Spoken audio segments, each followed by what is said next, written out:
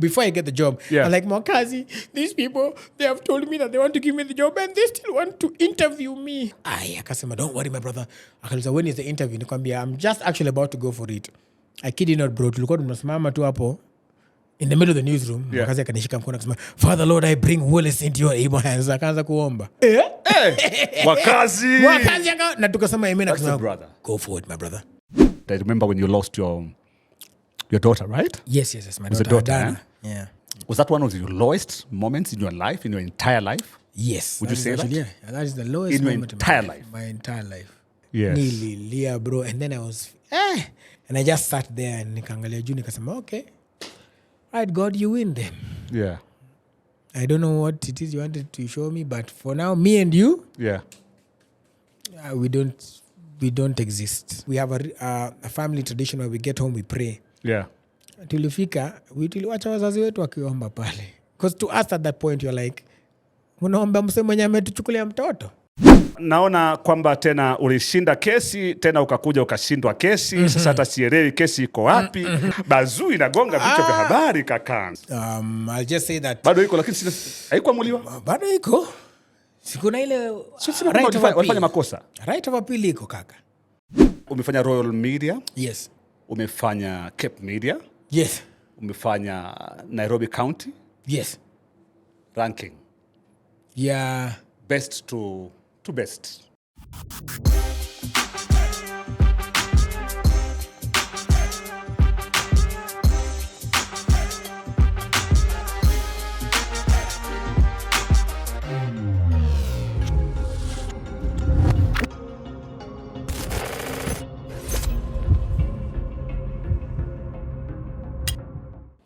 What's up, ladies and gentlemen, boys and girls? Welcome once again to the fastest.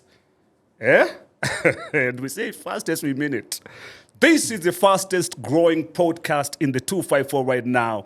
We are heading to 100,000 subscribers. And I'm being told, by the way, once we hit 100, ndio ile inaitwa silver plate ina come through kwa mpigo tena zaidi. My goodness. Thank you so much for subscribing. Thank you so much for pressing that notification button. Thank you so much kwa ku make sure kwamba una comment pale, una share widely. I mean, asante sana. Na Mungu akubariki tena sana. Now we are still on season 2. All right. Sitakwambia guest wangu kwa sasa ni nani, lakini kwanza kabisa let me check out some of the comments ambazo zimekuwa zikiingia katika AMTV hadi kufikia sasa hivi. And going straight away to the comments, acha niangalie zile show ambazo nilikuwa sijapitia. This was season 2, episode 7, and Rosina was in the show. Rosina was on the show. Some of the comments pale na cheki, na muona mwingine amesema anaitwa Peace Wanjiku. Is it me or does Rosina low-key look like Janet Jackson? Dadangu najua hapo umejisikia kidogo. Unaambiwa unakaa kama Janet Jackson. Does Rosina low-key look like Janet Jackson? All right. Okay. All right. Aya. Naona ma replays pale 273 people. I don't know whether they are agreeing or not. Lakini let me check a few of them. Kuna wale nasema yes, ama Sisi Winans. All right. Mwingine amesema she does same face structure. All right. Mwingine amesema Sisi Winans mazee. Okay. And a lot of other comments za wale ambao nasema kwamba she actually looks like Janet Jackson. Mwingine pale amesema kwamba this lady is tired of seeing the ex-husband masquerading as a wise man advising people. She has decided to expose him kabisa. Huyu ni Kathy Boss ametuma ujumbe pale. Kuna wewe anasema anaitwa actor ama ni nani huyu? Anasema kwamba if you want Pastor T as next guest, hit like 4,000 likes. Pastor T, if you're watching this one, watu wamekuitisha. Sio mimi. Watu wanataka ukuje kwa AMTV. I think next itakuwa ni Pastor T. Who else is finally watching after the lawsuit? Kuna wale wameingia baadaye pale. Anyway, hizo ni comments pale katika show ambayo ilikuwa ni episode number 9 katika AMTV. Wacha tuangalie katika episode number 8 ambayo ni season 2. Tulikuwa na demo wa Facebook pale kwenye show, na comments pia ni mingi sana. Kuna mmoja anasema kwamba thank you so much for hosting me. For the fans, may God bless you. Oh, we actually did demo Facebook. Comment pale. Thank you for hosting me. For the fans, God bless you. 1,000 likes, I love it. Replies kibao pia pale. Janet Sila nimemcheki amesema wale tunaitisha Pastor T Mwangi guseni like. Pastor T, you're next on the show. Anyway, this particular day ndani ya AMTV season 2 niko na rafiki yangu, niko na kakangu, niko na ndugu yangu ambaye by the way tumejuana katika industry kwa miaka na mikaka. Kwa miaka na mikaka tumekuwa pamoja katika industry. Amekuwa katika TV sana pale. Amekuwa pia katika radio. Ametamba sana by the way katika media industry, miaka mingi tu ya kutesa sana as a broadcast journalist. Hadi kufikia sasa amepiga sijui miaka mingapi. I think almost sahi anaelekea 10 kuelekea 20 if I'm not wrong by the way. Award-winning journalist, amecover events kubwa 2012 I think. Elections za US, alikuwa kule Stato, alikwenda paka Somalia kukava vita vya jeshi la Kenya kule Somalia.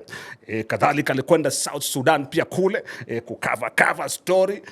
Kadhalika pia kapiga kazi pale katika RMS, akawa katika Truth Meter if you can remember it by the way. Cheza pale katika 10/10. Tesa pia anga pale, ingia pia katika mziki pale, kalale, kalale. Tesa pia katika mziki sana pale, ingia katika Nairobi County pale, tesa pia pale sana. Toka Nairobi County ingia katika Cape Media, tesa pia pale sana. Willis Raburu, ladies and gentlemen, karibu sana ndani ya show. What an introduction! Hapo ndo tunasema wabebe! Wabebe! Enyewe unajua saa zingine you just live life na ujui hizo vitu zote umefanya. Masters pia ndio hiyo imeingia Juicy Communications. Yes. Wabebe XP pia ndio hiyo Juicy. Ndio hiyo tumesha launch pia. Wewe pia ndio huyo umeibiwa simu. Simu pia imeenda pale kwa event. Yes. Kidogo simu mpya. Yeah. DCI ni nini? Picha ni nini? Kwa Kijaluo tunasema gore to thee. Yani gore to thee. Gore to thee.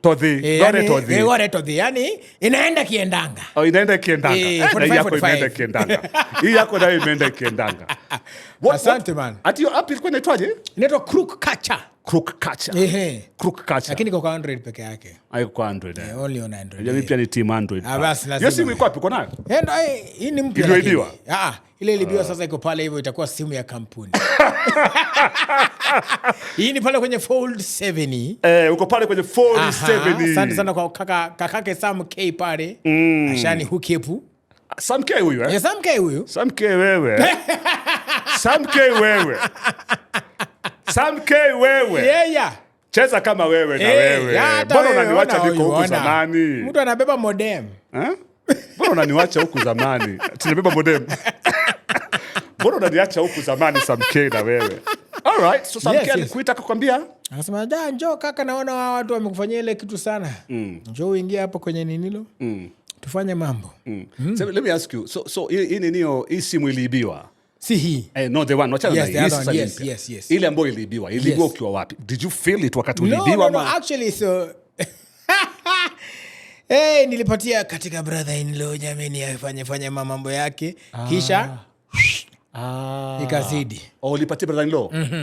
Pige zake, you know I am a multi-gadgeted individual. Sasa niko na nilikuwa na nyingine. Multi-gadgeted. So alikuwa anatumia nyingine. Sasa kupiga sasa nani wakakujia? Kina nani no? So alikuwa na cover. Alikuwa na then I think after you and we were actually a couple of us there and somebody about 2-3 people lost their phones hapo. Okay.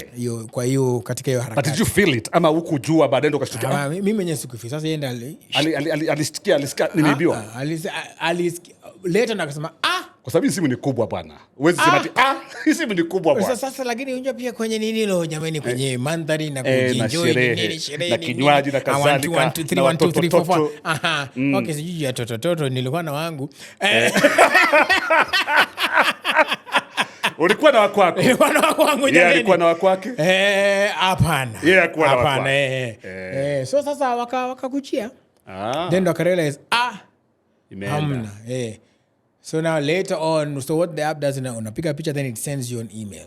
So at what point did you receive the email? After immediately, one day? So long as no, it was up to around, so katika tu sherehe tu ilikuwa inaonyesha huyu jamaa towards like alijaribu ku access him around 3 am hapo. The same night. Same night ndio ikatuma. Ilipotuma wewe nawe? Nikasema kwa mtandao. Sasa basi tuwenye kwenye the watu wenye wanatusaidia sasa, the social media DCI. Watu saidia, and bro, I mean, I got, first of all, people are identifying them with different people. Watu walikuwa wanatuma picha from different people, different Facebook accounts, different accounts, and then ndo nikajua ni yeye. Now is when somebody actually sent me a picture, said, hey, this guy actually works kwa neighborhood yetu. Kazi yake ni kupick watoto. Kazi yake ni kupick watoto mwizi. Ana drive one of the taxi hailing cabs. One of the taxi hailing apps. Anashiriki kwa hizo, then so he picks morning, evening. Na anaishi pale hivyo na babake ni Kanjo. So that's how now people identified him. So, this is the guy. And so they gave me his number, where he lives, his dad's number. I'm telling you. Crazy. In social media. Social media too. Yes. Ukajua kila kitu. Ukajua bas, okay, let's go. But now after I put his picture, wakaweka simu kwa foil. Okay. Wakaandika note hapo, wakasema to Willis Raburu. Wakapitia pale Kibra police station. Wakarusha. Wakairusha Kibra. Wakairusha pale police station. So what's this projectile? Wanashanga projectile imekuja hapa bwana. So when they opened it up, they called me, they got my number sasa through DNG. Yes. Akapeana namba yangu, so wakanipigia, wakaniambia, ni aje? It looks like we found your phone. So I'm like, oh cool. So I sent my guy to go and get the phone. But kufika sasa iko yangu tena. The first one. Oh, because they stole a few phones. Yes. Sasa kuwasha hivi naona isi yangu. Then it was also a fold. It was a fold, yes. I think walikuwa na 5 or 6.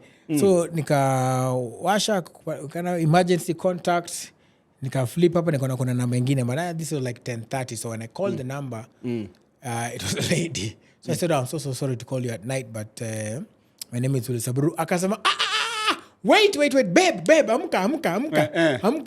So I was like, ndio huyu hataongea naye. So this guy lost his phone at Blankets and Wine. Blankets and Wine. Si hata kwa culture. Mama ya, kwa hivyo tabia yao hii. I think it's like a known ring of people. Okay, all right. So they go to events and they steal. Yes, and it has nothing to do because the organizers have no way to know. Kama huyu ni mwizi ama nani. You know, I was joking, but it's true because if a ticket says 5,000 or 3,000, mtu anaona wacha ningangane nilipe investment ya 5,000, nitoka na simu ya 100,000. Unaona? Kuna ROI pale. Kuna ROI. Ipo ROI. Iko. Yes. But then now, of course, the wrong way. So after that, so I got the phone and I told the guy again, hey man, this is not the phone. So now we talked to the dad, and the dad was like, oh no, please don't press charges. He's reforming. We've spoken to him. Nikasema, you know what? So looks like, first of all, you know, I mean, I'm a father now. I know what it means like to try to protect your child. But I was just like, you know, this thing is going to land him into trouble. So just like Pontius Pilate pale, mimi nimefanya nini? Mimi nimenawa mkono. Fine. Simu yangu nimepata, it's okay. But from whatever happens now going forward, asipo change, asipo reform, sasa it's shauri yake. Sasa shauri yake. The rest of the guys who simu zao ziliibiwa hizo 3 walipata?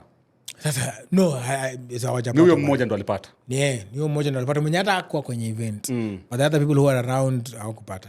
But now makarao sasa hawakumfuata kumuuliza. Sasa wanamfuata, sasa they're pursuing it now. I left it also at how in there to see if they can get the other phones. See if they can get the other phones for the people, because again it's I think pia ilisaidia tu ku highlight ile ya first that watu wa social media wanaweza kusaidia, but also that it's possible. It's just that I guess people always lose hope. Ukishaweka pale kwenye weko kwa find my iPhone ama kwa hizi find my Android, unaweza pata simu unatrack, unajua yenyewe simu hiyo iko pale, iko at a certain location. But now going there, the hassle and all that, watu wanasemanga wacha ikae. Mine was also stolen this year, by the way, lakini yangu ilikuwa tofauti. Unakumbuka ile ilikuwa ni event gani ya government ilifanyika Kericho katika ile Green Stadium? I think it was one of those national days. Yes. Tuko tumekwenda huko Kericho kwa Green Stadium huko kwenda kukava, and then there was a commotion katika entrance pale. Watu wengi na hapo katika hiyo commotion nilisikia nikiibiwa. Lakini nilikuwa lazima nijiokoe maisha kwanza. Fast is fast. Okay. Should not have said this, but I think kuna watu wali ilikuwa mbaya sana. Ilikuwa mbaya sana. Yes. You know, hiyo find my phone na kadhalika, nilikuwa naona tu simu yangu Kisumu, Busia, imeingia Uganda, paka Rwanda huko. Paka nikasema huyu sasa ni mwizi hodari. But then also paka Rwanda. Police walikuwa sema that happened, so they take it and they cross the border with the phone and try to sell it on that other side. I think they actually probably on sold parts some also. parts, exactly, because it disappeared kabisa from my network. Ilikuwa cross border. Pole. Sasa hapo pengine sasa kwenye Interpol jameni. Kwenye Interpol.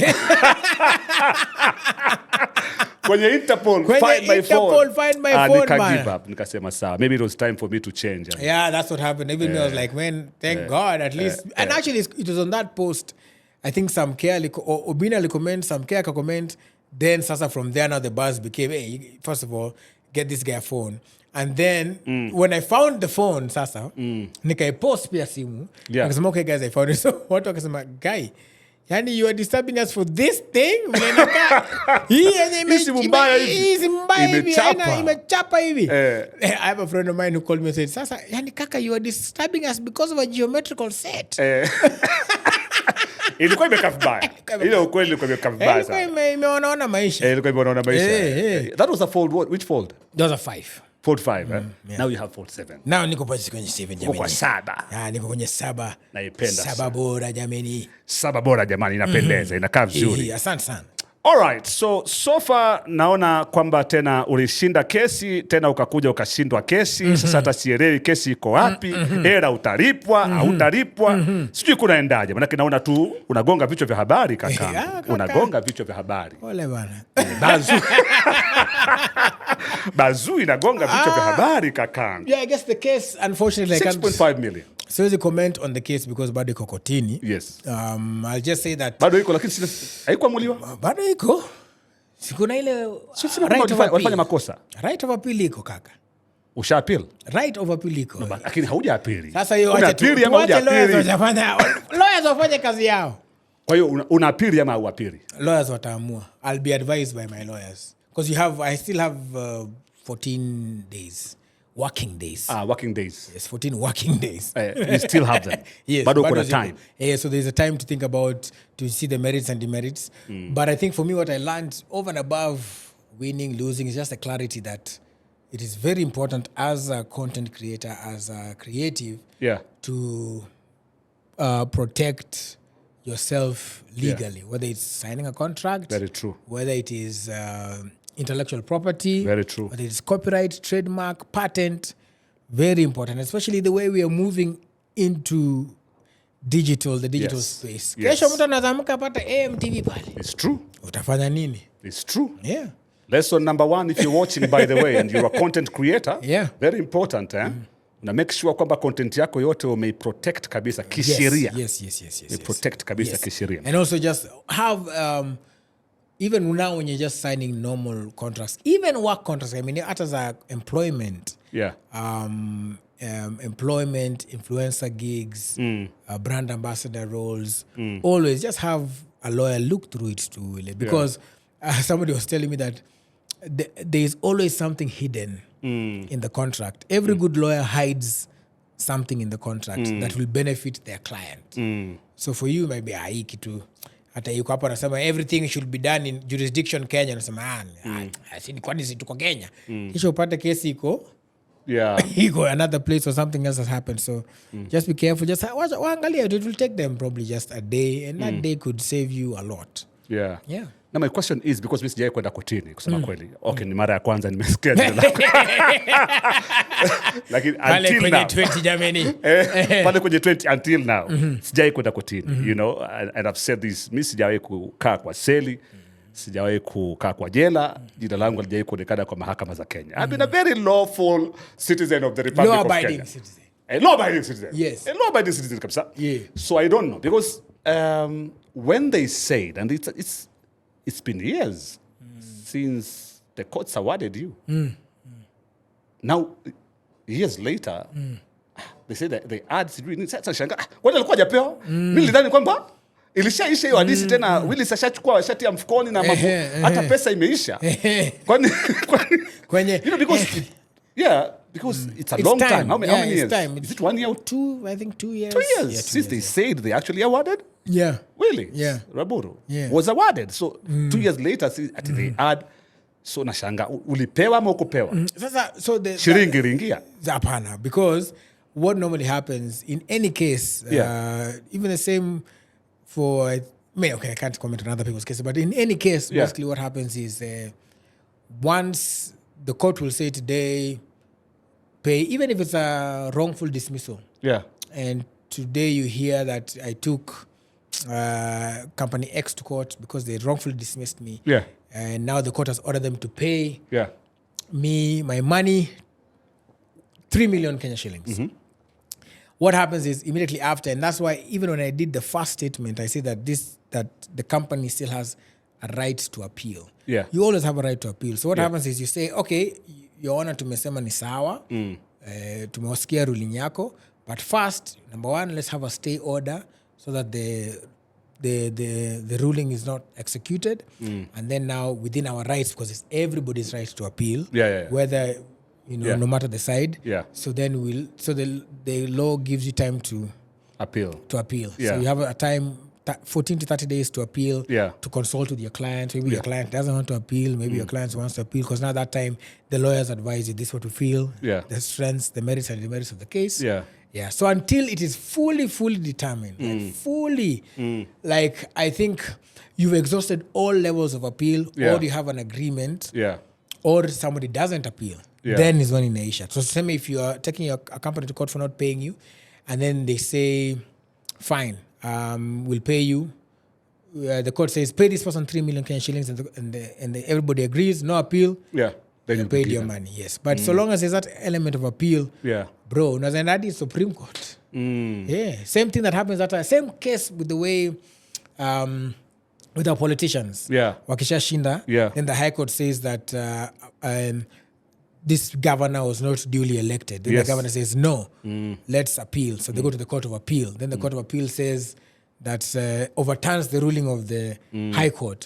But still, after that, they still now the Supreme Court. And zaenda paka Supreme Court. Unazaenda kwenda. Mtu wangu. So you're thinking about it. They say the wheels of justice turn slowly, but they do turn. Yes. They turn slowly, but they do turn. Yeah. Just the other day, my brother, you launched Wabebe XP. Hey, Wabebe XP. Tell me about it. Was it something ulikuwa umefikiria for a long time? Ama ilikuja tu? And what should we expect from Wabebe XP? So Wabebe XP, man, I've been thinking about it for a while, actually. I just didn't know what the structure was. But I've thought about it for a while because basically, as I was coming up, fanya umemention hapo 10 over 10 and all this, people would come to me and say, hey, Willis, unaweza ni post ndio nipate views. A content creator would come and tell me, hey, Willis, unaweza ni shareia hii content yangu ndio nipate views, nipate kujulikana. So basically, they're using the platform that I have and the numbers I have to get seen, and also the numbers that now the station had at the time. So I thought, wait a minute, if this looks like it's a core need, that's number one. Then number two, as I was doing now my master's, I was like, okay, I was thinking about digital convergence and how digital is the next big space. And so like the only way to have the big space is to have a space yourself. Where then people can make, talk basically without permission. And permission, I mean the red tape that goes into deciding what goes on air. I know what you're talking about. I know. So, and especially for creators, I feel we're in such a beautiful space for creators. So that's why Wabebe XP came, to basically give the microphone back to the people. And so it is 3 things. It is a studio space where you can come and shoot your content. Then we are also doing our own content. So basically Monday to Monday, there'll be content on www.wabebexp.com and also content on our baby platforms across our YouTube page. So we have a series on Monday. Tuesday we have a show about hustle mtani. We have a youth-centric show On Wednesday, we have a show of women and driving on Thursday. And of course, entertainment lazima. We have a cooking show. Lazima tutie ndani jameni. Yeah, so it's about giving a platform where those shows can air. And then also giving a space where people can shoot. And then finally, there's something we started called the Baby Creators Academy, which will be like a 10-week program. Kuonyesha tu watu tu sawa. Una shoot na simu sawa. Yeah. Lakini lighting iko vipi. Ukisha shoot na edit na nini. What tools are available for you. So it's a whole 360. Wabebe then becomes a 360. Vile nasema carry them to nawabeba jameni. We carry you into your next dimension. I love it. Yeah. I'm coming back to you in a short while. Lakini kwanza kabisa lazima tutafute njia ambapo tuta appreciate host wetu Panari Hotel. Panari Hotel have been our host since we started AMTV. Asanteni sana watu wangu wa Panari Hotel. And by the way, kuna space nzuri unaweza kwenda ukaenjoy. Ni Panari Resort Nyahururu. It's an amazing place. Amazing place. Mandari ya kupendeza. Mandari. My goodness. Tumekwenda kule na wife wangu, tumekwenda kule na watoto, tumekwenda tumeenjoy. Ni space ambayo mna create memories pamoja. You know, you can go and take your family there, take your wife, your husband, your girlfriend, your boyfriend. Ama nenda tu peke yako kawe tu na solo time yako pale. Panari Resort Nyahururu, you will love it. I'm telling you. Na ukifika pale, ask them about Thompson Falls, wakupeleke pale jani. Pia kuna jani nyingine pale ya kwenda kuangalia different types of birds. Na ni mingi sana. You will enjoy that one. Plus unaenda kucheki hippos pale, utafurahia pia sana. Ukitaka kama wewe ni mtu wa gym kidogo unaingia kwa gym unagusa chuma kidogo pale ipo. Ukitaka pia kuogelea kuna heated pool. Unajua pia Nyahururu inaweza kuwa baridi. Heated pool unaingia pale, by the way, indoor pool una enjoy. Amazing space. Check this video out. Narudi in a short while. Cheki sasa. Cheki kitu nimekuwa nikiwaambia. Cheki tu vile unavyo arrive in style. Mapokezi. Unapokelewa vizuri ndani ya Panari Resort Nyahururu. The team at the reception is an amazing team. Cheki sasa. Cheki tu. Okay, cheers my love. That's what I'm talking about. Cheki gym. Nimekuwa nikiwaambia kwamba there's a nice gym. Nimekuwa nikiwaambia kwamba there's a nice salon, spa, kinyozi. Cheki sasa. Jione ili space ya massage kwa watu wawili. This is an indoor swimming pool ambayo iko heated by the way. So whether kuna baridi ama hakuna baridi, you can actually swim and have a good time with your family. Let me take you to the restaurant. Hii inaitwa The Brown Olive Restaurant. This is where you have your breakfast, your lunch, your dinner. This is where you enjoy. Cheki bar sasa. Hapa mnacheza games pole na family. Kuna paka pool table, kuna paka table tennis. Yani there are games for the adults, alafu kuna games pia za watoi. Look at this amazing playground. Watoi walifurahi. Zemi, Tanya, Naya wali enjoy. Amazing space the Panari Resort Nyahururu is. And by the way, you can still go outside when you can enjoy Thompson Falls and many other activities outside the hotel. This is the place to be. That's what Panari Resort Nyahururu looks like. An amazing space. Book your time pale, ka weekend hivi, ama ni ka wiki, utaamua mwenyewe na utafurahia na utaenjoy. Na ukienda pale waambie kwamba umetumwa na AMTV na Chairman Alex Mwakideo. Itapendeza tena sana. Tuko na Willis Raburu ndani ya nyumba, ladies and gentlemen, boys and guys. Yeah. Willis, uliingia Citizen 2010. Yes, 2010 April. Mimi niliingia pia Standard Media 2010. March 2010. Yes. So before that ulikuwa wapi? Nilikuwa Moi University. Oh, ulikuwa shule? Yes, nilikuwa shule. Before that ulikuwa shule? Nilimaliza nilimaliza my last exam Moi University. Unatoka shule paka Royal Media. The next day nikaenda kufanya interview na nilikuwa nimesumbua Mercy Susan Oburu sana because the interviews had already been done, but I kept calling her because sasa sisi tulikuwa na exam, because the way Moi University worked at the time was ukishafika 4th year unamaliza coursework kisha una project na project ni attached to your attachment to attachment. So that's why nikampigia akamwambia kuja kesho asubuhi nikuone. Ukikuja, if you come at 8:01 I won't see you. If you come at 7:59 I won't see you. Come at 8 sharp ukue pale. Nilikuwa Eldoret pale KCS Moi University. So tukapanda gari usiku moja kwa moja tukafika. And then I did my interview with her hapo kwa reception tu ya kukua intern. Akaniuliza wewe, so why do you want to join Citizen? Nikamwambia well, nikaangalia pale kwa board walikuwa na Citizen ilikuwa na hizo stations zote. Yes. Nikasema hapa hivi you look like you guys are a family and I'm the last one in my family and I'm really loved, so I think if I join this place as your last one you'll also get to love me. Akaniangalia na akona macho kubwa hivi, bado ako nayo, si ati zimeshrink. Akasema okay, do you have anything for me? Nikapeana my 1-page CV.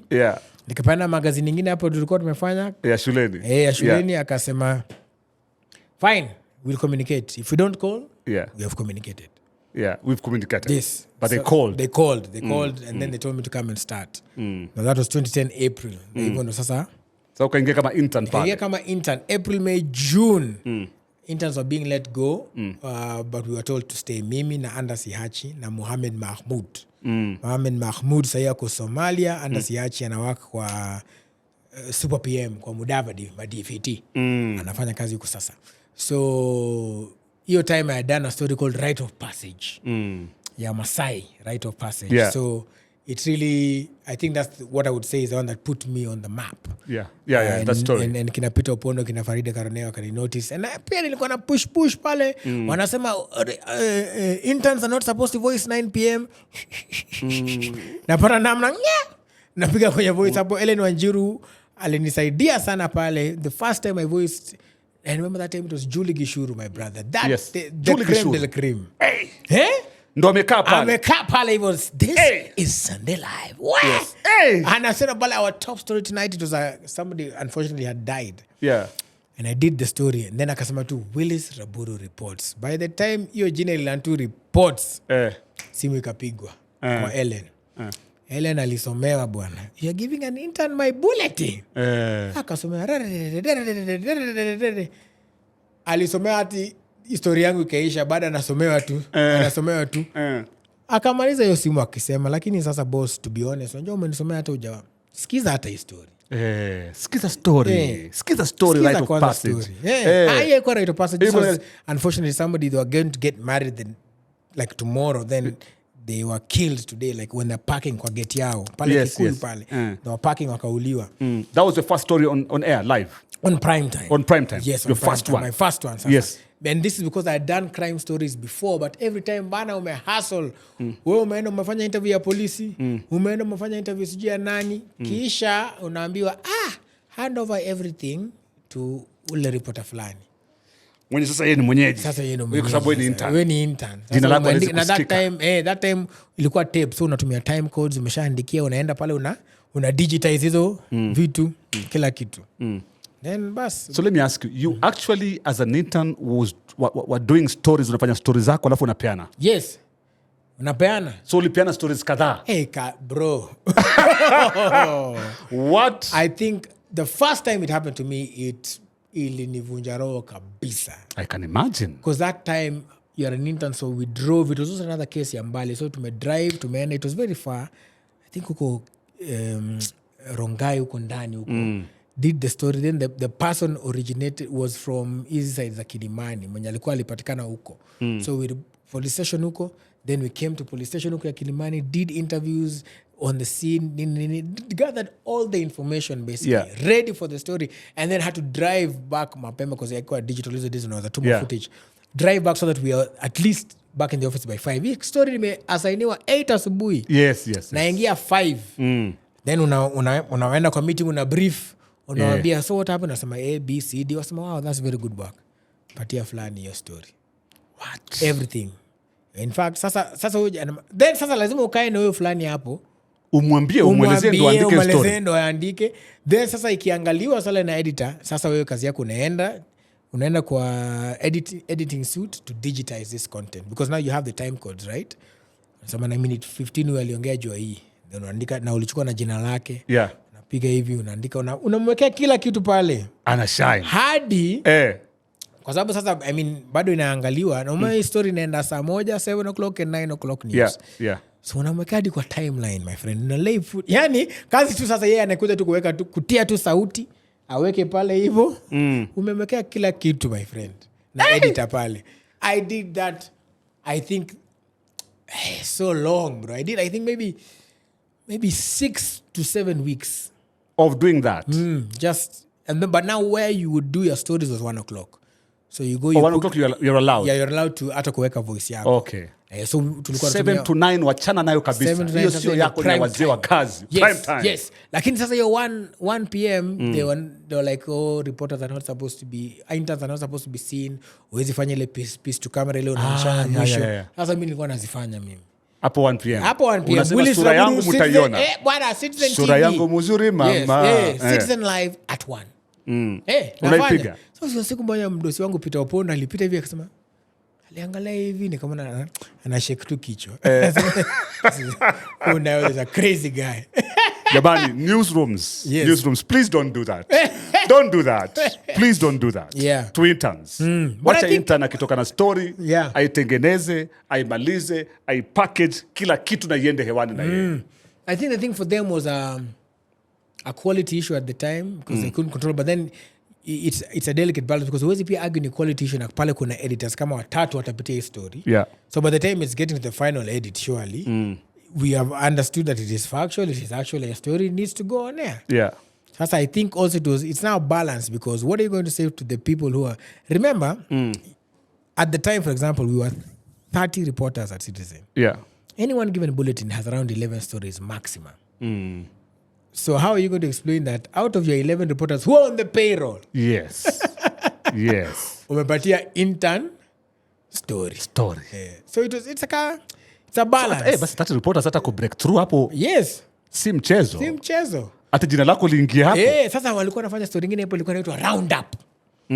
Roundup watu wao wanapenda kufanya, because it's basically like the name suggests, ni roundup ya stories za county zile zenye wanasema hizi hata hazitatumika.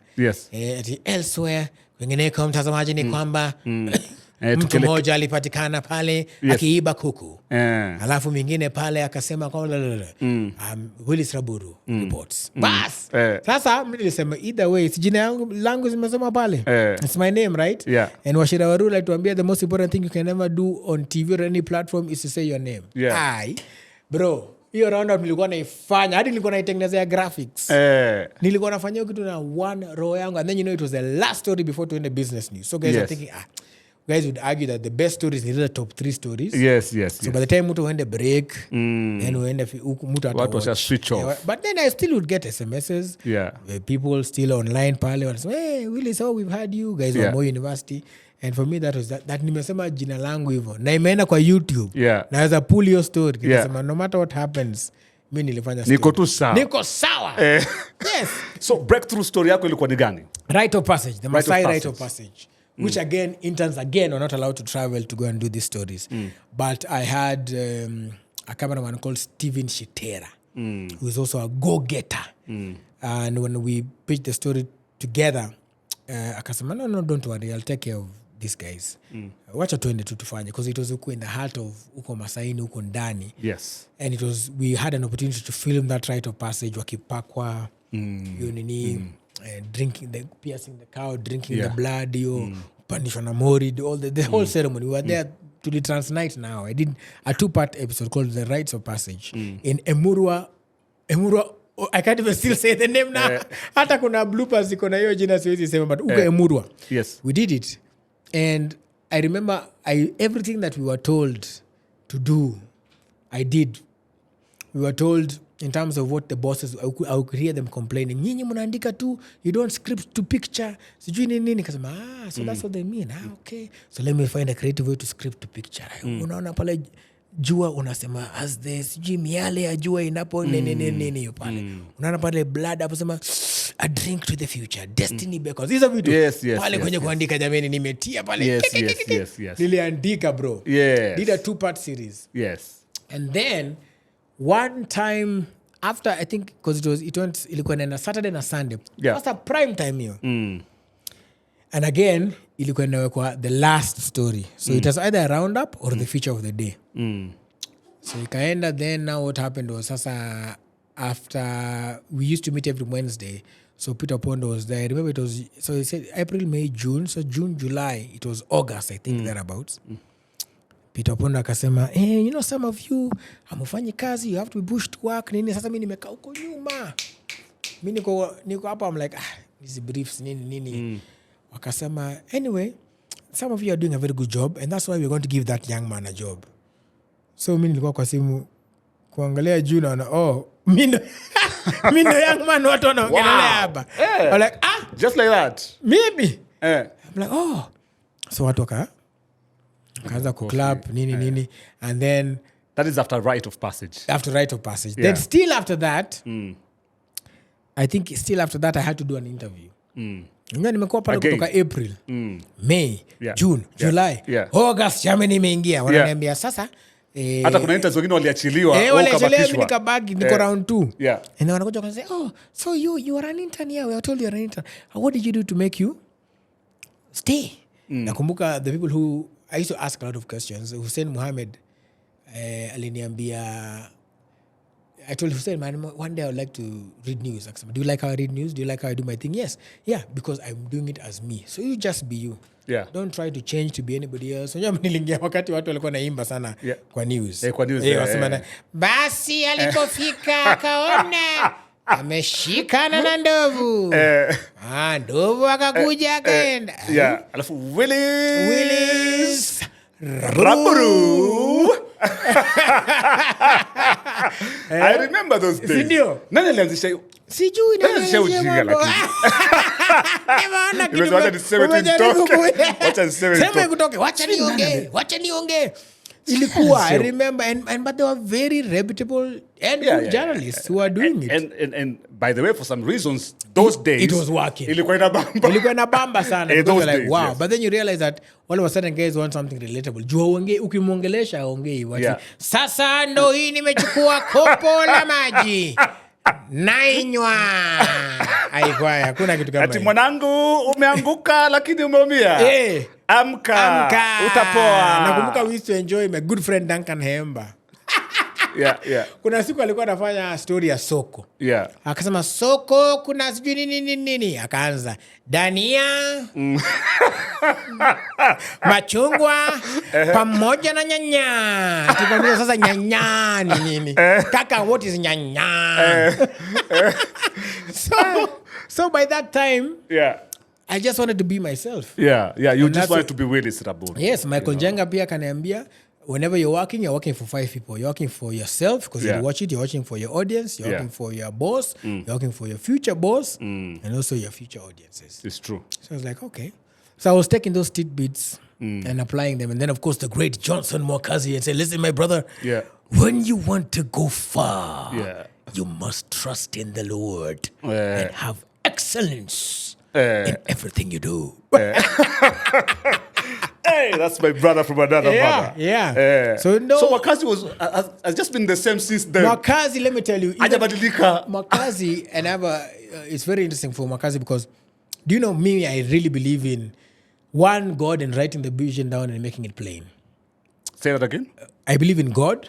And then also writing the vision down. And making it plain. You know, when they say I have a vision board. Yes. Because when I was in campus, I remember we had a session to kaomba nini. Then we were writing down what it is you want. I have that book somewhere. I'll take a picture, maybe show you. And I wrote there, Citizen TV.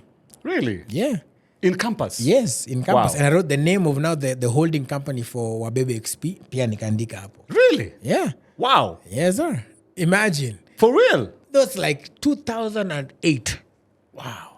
And I didn't know how. I just knew somehow. So fast forward after I've gotten the job, and Mwakazi, before I get the job, I'm like, Mwakazi, these people, they have told me that they want to give me the job and they still want to interview me. How? And they know me. I've been here from April. What do you mean interviews? Wanipatia tu kandarasi. Nianza kazi. Akasema, don't worry, my brother. Akauliza, when is the interview? Nikwambia, I'm just actually about to go for it. I kid you not, bro. Tulikuwa tunasimama tu hapo in the middle of the newsroom. Mwakazi akanishika mkono akasema, Father Lord, I bring Willis into your able hands. Akaanza kuomba. He's going for an interview, Father.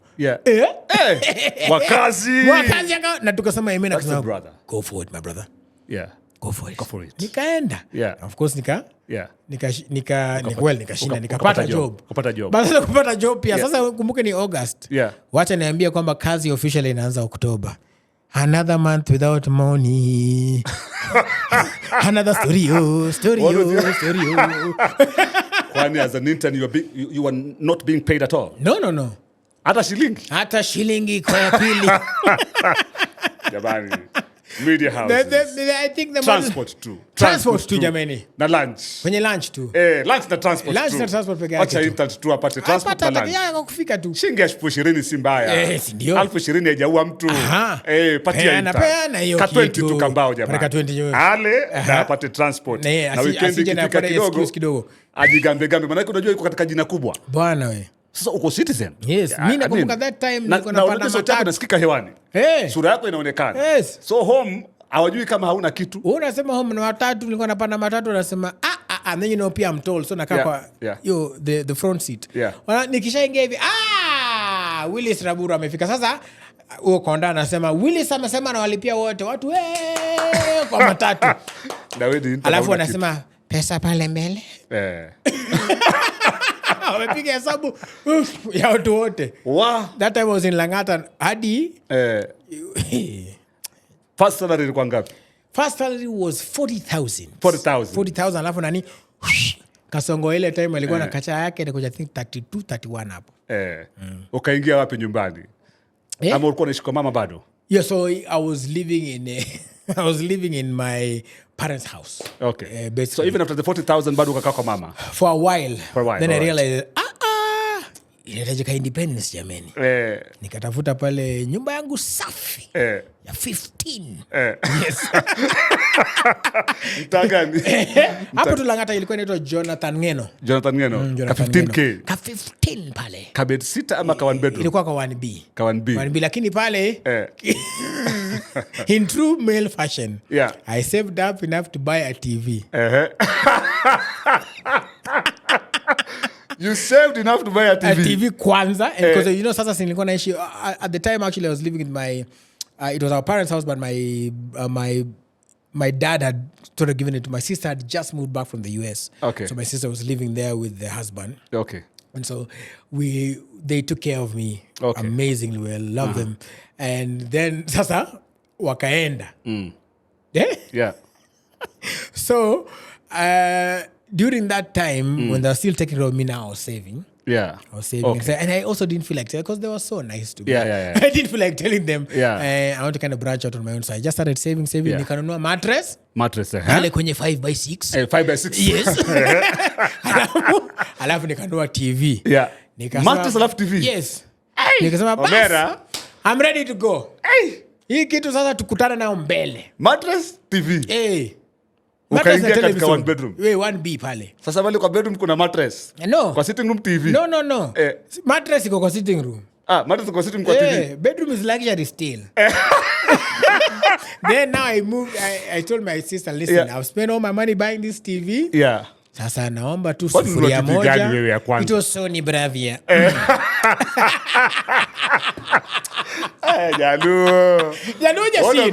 Yaani bila kuko na JVC. Umeanza maisha na Sony Bravia. Hakuko na JVC Jalo very complicated. So nikaenda kwa Sony Bravia. Bravia technology. Sijui kama unaelewa. Back then ilinikosti. Ilikukosti. Ulichukua kama ngapi hiyo? Ilikuwa 100. 100K? Yes. What is wrong with you? That's what I'm asking myself. What is wrong with you? I saved, but then it'll save, bro. That TV, I think I let that TV go. Kwa nyumba ya 15,000. In I think COVID year is when I let the COVID TV year. go. Ndio ukacha TV kaenda zake. Because that's during moving, Alright. ili crack pale hivyo, iligongwa. So screen ika. Okay. Sasa naona watu wana wale kwenye jicho pevu jamani. That was during the COVID year. Yes, 2020. that's when now I let it go. And I didn't even let it go kutaka. I gave it to some guy who go and fix it. Yeah. And he's still fixing it until today. Fundi. Fundi ni wale. Fundi ni wale. So that's how nilianza. I saved, then I told my sister, bana sasa mimi nimesha save. I'm so sorry. I know. Yeah. Sikuwaeleza. Yeah. But nisaidie, so akanipatia sufuria 2. Akanipatia plates, cutlery, 2 cups, hivyo. Na nikaanza. Na ukaanza maisha ukasonga. Yes. Your greatest moments at Citizen TV zilikuwa ni gani? Oh, well, I think I spoke about this the other day, but the greatest moment in my life. In your life. On TV. Yes. As a broadcast. One time I had finished reading the 1 p.m. news. Yes. And immediately I finished reading the 1 p.m. news, I see a phone call. It's my dad. It's your dad? Yes. Okay. Akanipigia simu akasema, bana unajua hii kitu bana? You look like you really know what you're doing. Congratulations, I'm really proud of you. Yeah. Bro, nililia. I can imagine. Oh, that for me, that was the height of everything you've done as a broadcaster. That finally that my dad said he's proud of me. Yes. Yani nimefanya kitu hadi Peter Utieno Raburu. Yes. Amesema. Yes. Hii kitu ni sawa. Yes. That was it. That was it for me. That was it. I don't think there's a time I felt super proud to be on TV. That was my greatest moment. Yeah. I've always wanted to ask you, when you resigned from Royal Media, because you resigned actually, right? Yes. What was your plan? Because nothing. Yeah? I had no plan. So why did you resign then? I just felt that at the time, everything that I was trying to push and ask for, I wasn't getting it, not because the organization is bad. It's just that they were not at the place where I wanted them to be, or I thought they were. All right. And it's a general problem of mostly legacy media though. Yeah. Is that for a change to occur, a big change, it's a huge turn. It's like turning the Titanic. It's true. We'll say that, yes, we want to make a change in that corner, but we need to start now. So, for example, if we are here at Panari, they will have to make a decision at Nyayo so that they turn at Panari. Wow. Trailer corner. Yeah. And it's not anything about them. It's just it's big industries, big corporations. It's almost everywhere. It's everywhere. It happens. It's not a fault of their own. It's just what it is. Wewe una grow, wewe unaenda, kuna mahali unataka kufika, ile kitu kwa unafanya hapo ushafanya, ishafanyika. Now it's time for change. And I also feel like I needed to now move to another level of, a bit of management. And also I feel like I'm not somebody who likes to overstay my welcome. All right. So if I feel like now somebody else has to take this thing, I feel like sasa nachukua space ya mtu. Kuna mtu anashinda pale anaomba brakosta brekedegedegedege. Baba fungua njia, reketo ha he ha ho ha he ha. Na mimi nimekalia tu. Umekalia hiyo njia kabisa. Hautoki kwa hiyo njia. So ni either nitatolewa by force, or I start. And also when the normal say when the grace has lifted, is you feel like whatever you used to do so easily now starts becoming a hard thing. I used to wake up and do 3, 4, 5 shows easy. Yeah. But now when I'm like, now when I get naanza kusikia, sasa nini tena hii? Same, I can literally do interviews with my eyes closed. Nini, So I was like, I don't want to get to a point where sasa naanza ku affect kazi because of my attitude. Yeah. So I just decided, you know what? This is it. And you left. Nikashtiep. And I had no plan. I remember I actually called Larry Mado. I told him, Larry, man, me nataka kutoka. He asked me, why? And you're at the height of the thing and everything. I'm like, I just feel like it's time. I was like, I totally understand. I remember I faced the same thing when I was doing the trend and all these things. And even for me, when I left, I just left. Wow. And then 3 months later is when the BBC came, and so I was like, okay, I know our stories might not be the same. I might not get to the Beebs. Yeah. But I do feel like I need to step out. And plus, when I prayed about it and I spoke to Ivy about it, I felt a peace. Yeah. For me, normally that's the sign that God is in the move. If you feel peace, jump. And that's what I did. Niliruka. So for someone who's watching right now, mtu anajiuliza unacha mshahara kubwa, unacha mshahara mkubwa. Ni kwamba umesave kwa miaka mingi, unajua kwamba I will live the same life I've been living without an issue until something comes up, or I don't know. I really want to understand that. It's ideally, because you know now, ideally inakuwa hivyo. Sio? Hivyo kuna pia kuna watoto jameni. Na yuko na watoto. Wangapi? Wawili. Kwenye back to back. Back to back. So I really want to understand that. See what happened? Yeah. And now I know in hindsight. The ideal plan, by the way, for anybody who wants to do it, don't just do it kwa sababu sasa Willis aliwacha ako sawa. Mungu pia kona a role to play in it. Yeah. Ideally, if you want to quit your job, the moment you feel like ideally you're supposed to be saving anyway. I know the economy and the way things are structured now doesn't allow us to really save per se. Yeah. But ideally you're supposed to be saving money anyway. But then when you realize that now it's time for me to leave, you're now supposed to save extra because like you're saying, you have a family, you need to have that sort of lifestyle, unless maybe even you have a partner who's either going to help you, but even still, you need to just have your backup money, your savings. So for me at the time, I didn't have enough savings. I had a couple of other gigs I was doing digital. Yeah. I was at a contract that was going to last me another 3-4 months.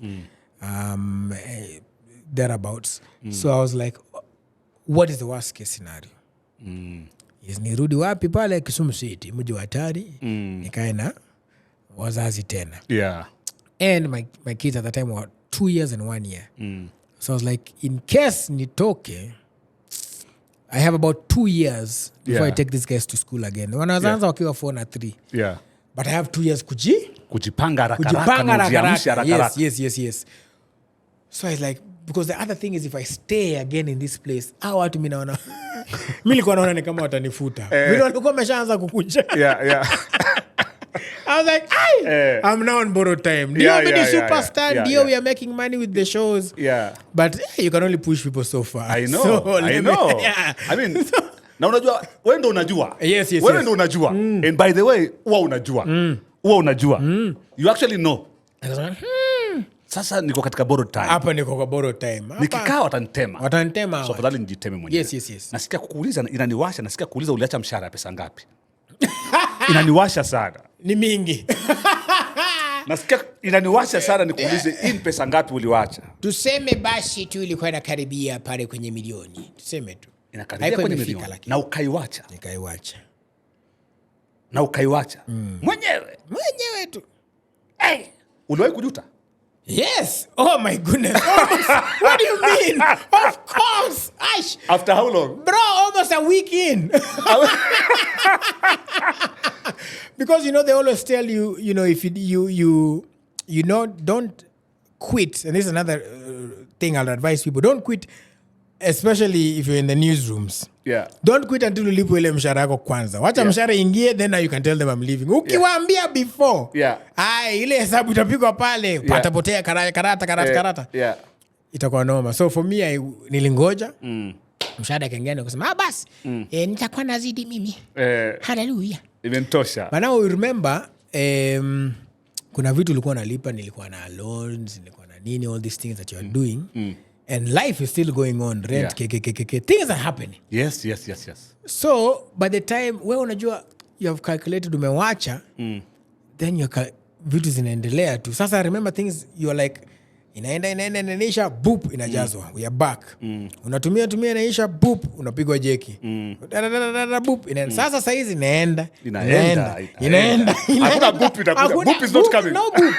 No booping. Not booping. No booping, bwana. Nikusonga tu. Chini kwa chini. Now, umefanya Royal Media. Yes. Umefanya Cape Media. Yes. Umefanya Nairobi County. Yes. Umefanya wapi kwingine? Hapo tu. The other was an internship at K24. Kitambo lakini. Kitambo at K24. Yes. That is Media Max. Yes. Ranking. Yeah. Best to best. Tuseme tu worst. Tuseme tu best to best. Ranking tu yako kiangalia tu. Yani ile time unaweza sema, okay, best to best. Ranking of the stations? Your experience now. Ah! You'd say my best experience was here, number one, followed by here, followed by here. I think my best experience, definitely, because I stayed for so long, is Royal Media. Royal Media, Yes. number one. And this is because, Yeah. to justify it, is because they gave me the freedom to do everything I wanted in terms of I did radio, Yeah. I did digital, Yeah. I was a reporter, I Yeah. was a news anchor, I was a radio presenter. Yeah. And yeah, then also I did the breakfast show. Yeah. And so I think everything I wanted to do, Ulifanya pale. I did. Royal and Media, they were like, yes. bro, So go give it to ahead. them. Now, they did not pay me for all of that. It was a conversation that was ongoing for a long time. All right. And at least by the time I was leaving, and I mean, they're gracious individuals in terms of conversations and how we can structure this thing, which was amazing. And I thank them for that.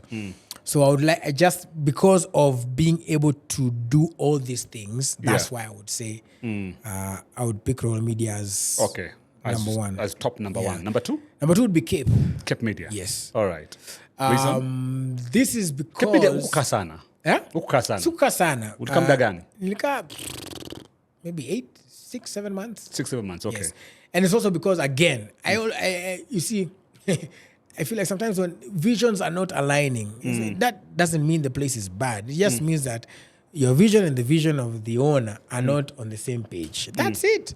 See, we still talk even. Yeah, so yeah. Naona kitu, hey, that was a good move. That's a good acquisition. Still buddies. Yeah. The owner is a good man. Yeah. He's a good Yes. He's a good man. Yes, he's a good man. He's a good man. Shout out to the owner. Na sasa the mko pale chairman. na Daktari Farida Karone, so get ready. Mambo yetu It's mazuri. about to go down. It's about to go down. Yeah. And we're ready. Sasa We are ready. itakuwa safi. Mambo Itakuwa sasa. safi ile. Yule ni mbaya. Ule ni mbaya mzuri. Yule ni mbaya mzuri. Huyo, Ananyorosha. excellence is a way of life, my friend. Ananyorosha na nyonyoka. Ananyorosha sana. I'm so happy. Yeah? Yeah, yeye bana mutafanya kazi. Tukikuita utarudi? Well, kama mko na nini lo jamani kwenye pochi la biashara. I mean, No, Farida kupigia simu hivi. Farida calls me anytime I will have to go just because of the respect I have for her. I will have to go and sit down and listen. Yeah. And whatever she tells me, I will give it weight because Farida is the one who opened the door for me in media. Even when I was doing all these things. Yeah. I remember ndo nianza kufanya Power Breakfast. Yeah. I was telling her boss, first of all, when she was told, because Mwakazi alienda kwambia mimi nataka kutoka Power Breakfast, but I think Willis should take over. Alicheka. Akasema Willis wangu mwenye namjaribu kumtrain afanye political, unataka kuja afanye. You are a joker wewe. Wewe acha hizo mchezo zako. Toka hapa. So she had traveled to China. When she traveled to China, I was doing Power Breakfast. I was doing the show. Okay. Before it turned to Daybreak. Because Krigo was on leave. So nikafanya, anaona pale tuna trend. Tuna trend. Hai. Akanipigia akasema, are you really serious unataka kufanya hii kitu? Akasema, yeah, why not? Akasema, but you can't stop reporting. Akasema, yeah, I mean, we can do all these things. Yeah. You know? Ulikuwa na njaa. Yeah. Na akasema, okay, so I remember one day she did a memo while she was in China huko and said we have appointed, I think that time Pfizer was being appointed and Swalem Doi was being appointed. And there were some changes in the news desks. But aku mention mambo ya Power Breakfast. Akanipigia simu. Akaniambia, sasa hata wewe unangoja memo. Wewe fanya show bana. Ukiuliza sema Farida amesema. Hey, nikasema sasa, bro, do you know what that means? That I can say, I can quote you. Take it up with FK. Ukachukua show na ukakimbia nayo. Yeah. So Cape was just that, but it was a new experience for me because it was an experience in what I love doing, which is digital. Yeah. And it was, we grew, we made changes. Yeah. We started something that I see is moving. Naona pale kwenye Radio 47 pale. Yes. Numbers zile pale. Sisi ndo tunatesa kwenye mtandao sasa hivi Radio 47. Hapa ndipo bro. Inapigwa inalala bro. Number uno. Number uno. Hey. Facebook followers over 1 million. TikTok over 1 million. Hakuna radio nyingine inatamba kama Radio 47. Inapigwa inalala bro. So ulifanya kazi mzuri. So that's number 2. Yes. Number 3? Number 3 now would have to be maybe Nairobi County. Okay. Your experience there? Whew. Wacha tuseme, there are a lot of, in every county job, every county really, not just, this is not a Nairobi County issue, but every county there are so many, what they call cogs that make the machine run. Okay. So so many facets, so many areas that you need to understand. So many departments, so much politics, and so much paper. And sometimes things that might even be going on that even the governor might not know. He should know.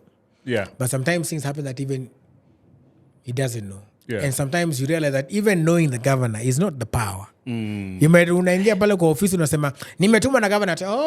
Sawa, hata Dikwathika alikuwa anatumanga watu hapa 1994. Wewe ni nani? You know. So it was an experience where I think the media prepared me for in terms of just knowing what your value is. Yeah. And also standing on certain principles.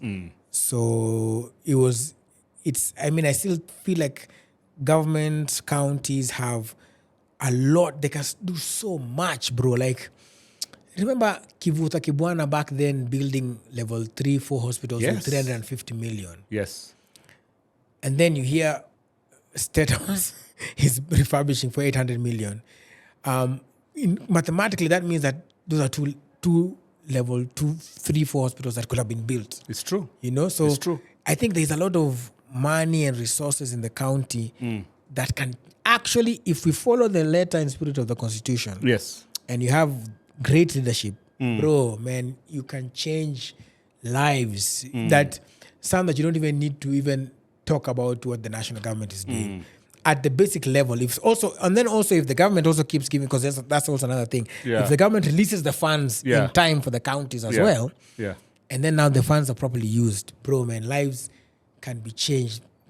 Schools can be built, hospitals will have medicine, roads will be made, systems will be working, and then but it also takes a willingness of the people. So once you're at the top and you're a leader, you're a governor, you need to pick people who you trust and believe in, not just at ECEC, at that level. You need to go, I think once you get into office and you're new, do an audit of everybody. Learn them pole pole tu. Learn them pole pole tu. Because sometimes, huku juu inaweza kuwa clean, lakini pale chini jameni. Wanakumes sana. So it's if counties are run right, bro, I stand to say, even just at a MP na hiyo pesa yake ya bursary too. Yani, lives can be changed. Unasema kuibiwa tunaibiwa sana. Man, lives can be changed. Lives can actually be changed if systems and people commit that I'm not getting into office to make money. You know, that's the other challenge. Yeah. So easy, because politicians have become like our celebrities. So people want to get into office to make money, not to get into office to make a difference and change people's lives. So I want to be there because nikiwa pale niko na power, sasa I can do what I want and I can make money. Unasikia sijui governor fulani pale, unaona hapa mpaka pale hii ni ya governor fulani. So like, so in your mind you're like, so I can get money without accountability and people will make noise and I can pay my way through. Wacha niingie. So spend pesa, borrow, make promises. Then hata ukiingia, you can't even lead because now I borrowed 100 million from Wakideu. Yes, he needs his money back. He needs his money back. And also the money you made, now you start making deals that compromise you. So mbona ulitoka? Mimi nilitoka Banake. I felt like, because that time I think we were planning the festivals and everything. And at that point, there was some delays, which has been, I think even of late, the governor was still talking about how people have been paid for Nairobi Festival. I think people are asking. But I just think that system, you know, and again, huko juu anazadhani watu wamelipwa, lakini huku chini watu wajalipwa. Watu wengine hawajalipwa. Watu wanalia. So for me, it was just like when I understood that I think this system is broken and not even the fault of the people around the particular case, but the system is broken. And now if I try to fix the system, then I will break. And I've not yet gotten the capacity where I want to be the one who is fix the system. To fix this. I can't do it myself. You can't do it by yourself. Yeah, I can't do it. And I can't do it at this capacity where I'm at. If I was at another capacity, that would still stay and fight. If ningekuwa maybe minister huko wake, ningesema, let's stay and fix this thing. But now where I was coming in, I was like, you know what, let me leave the system for the system people. Ilikuwa inakufrustrate. It was ilikuwa inakusumbua roho. Yeah. So nika how long pale? 8 months. 8 months. Yeah. Ukajichuja. Nikasema, yeah. And I mean, I still feel that a lot, man, I'm telling you, a lot more can be done in these counties. All of them. If people just focus. And it's been done. We've seen examples of people who have made differences. It's true. Yeah. I mean, it's Kivuta Kibwana, Exactly. one of the people Exactly. who've made differences, Made by the way. difference, yeah. So inawezekana. Nani alikulipa zaidi between hawa watatu? Royal Media bado. Yeah. Ametamba zaidi ya county na zaidi ya Cape Media. Oh, okay, no, in that way, no, because my deal with Cape Media was different. Sema Cape Media ni baba yao. Cape Media baba yao. So Cape Media walikupatia zaidi. Ulifurahia zaidi. Nilifurahia zaidi. Nilifurahia zaidi. Na tukiwaambia tunalipwa hamtu. It's because of the model I picked to work. Yes, it's the model. It's a different model. You picked a different model. I picked a different model of You payments. still left. Lakini Willis unakuaga na nini? Why are you leaving? Unaishia tu. Niko tu. Uko kama uko hivi. I think the Uko hivi. Kama ule jamaa. Unaandikwa job ukiwa hivi. I think it was just time for me to start my own thing. Okay. I think that's what it was. I think I had a itch. They always say, like, tell people that there's an itch that only God can scratch. Yeah. I feel I had that itch that I thought that, I get to this system, I want to do this thing, but it's not working. Okay. Get to this system, it's not, okay. What's going on? Is that you're not listening. So now and paying attention to the things that really matter. It is you who needs to execute. It's your time. Yeah. Yeah. Stop overburdening other people. Yeah. You see. So, and that's why I was leaving, because I would never ever stay in a place where I feel that I'm giving you second best. When I'm doing something, I do 100%. So if I feel like the way things are going, we are going to start compromising on quality. Yeah. That's That's not Willis. And that's just, again, one of the mantras that Farida alitufundisha. Alisema, you can't wake up one morning and say, today is excellence day. Excellence is a way of life. Excellence is a way of life. Yes. Wow. Yeah. Excellence is a way of life. Lessons learned, my brother, my sister. Whatever you are, whatever place you are, excellence is important. Wezi kuwa unapeana tu kidogo, and you're able to actually give up to huku juu. Yes. I'm being told here by a producer that time inaenda kumalizika, but I feel like I should ask you experience in Somalia. Hey! Kidogo tu nipatie tu experience yako ya Somalia kidogo, South Sudan kidogo, experience tu kidogo. America sina haja nayo. Well, let me tell you what, when I was in Somalia, this is the time when I feel like, first of all, I was closest to God. I don't think... Oh, you're closest to God? Nilikuwa naongea naye kila siku manake, shout out to all our soldiers in the KDF. Hao watu wanapitia. Because that time Kenya's first military incursion to Operation Linda Inchi. Yes, so tulipelekwa pale, we were covering it in the front lines. Yeah. And what that means is that now we were embedded in the front lines. And then that means that sasa, when you go there, munalala kwa andaki. Si ati it's cozy 5-star hotel living. When kama soldier? Kwa kichaka tu. When kama soldier, yani, by the way. Ni vile tu una bunduki.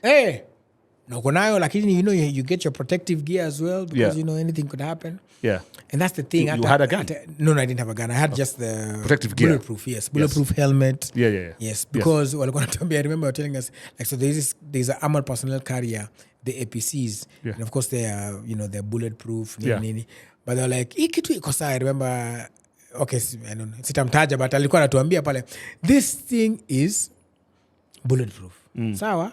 Hata RPG kingoa kwa kidogo inaweza stand from a distance. But in case it catches fire, shuka, and then they teach you kuenda kwa ground na kuroll. Then shuka roll. Yes, then they tell you ukishuka, so long as you can still hear gunfire, thank God, because you're still alive. The moment you stop hearing gunfire, auko na sisi. Unaweza fungua hivi, ujiuliza, pale kwenye Pali Gates jamani. Elijah ndo huyu. Elijah vipi? Musa vipi bana? Kwema. Kwenye Peter. Petero. Petero. So it was such a time, I think, living, and then those days you'd get briefs like there's a planned attack, and then usiku bana unasikia They have come, wamewakujia sasa. Sasa your life is in the hands of these guys. Yes. And you also have to kind of stay out of the way because utaki ku... Yes, you exchange usikue hapo bana. And then also pia unajua ukishikwa. No, and you're a journalist. Yes. You are ransom na hizo vitu zote na nini. It will be celebration on the other side. I know. So it was such a balance. We learned a lot about even just taking orders. Yeah, even just taking orders. Yani ile tu kukua at the right place, the right time, always following, always... Like that time, basically, obedience to orders is what is keeping you alive. Wow. When they say go left, you're left. Sleep here, sleep here. Stand here, stand here. Wear this, wear this. Ingia hapa, ingia hapa. Yes. Single file tukitoka hivi. Yes. Counting, hivi. Yani, then also chakula pale. Nilikonda bro. Manake tuko kwenye biskiti. Yes.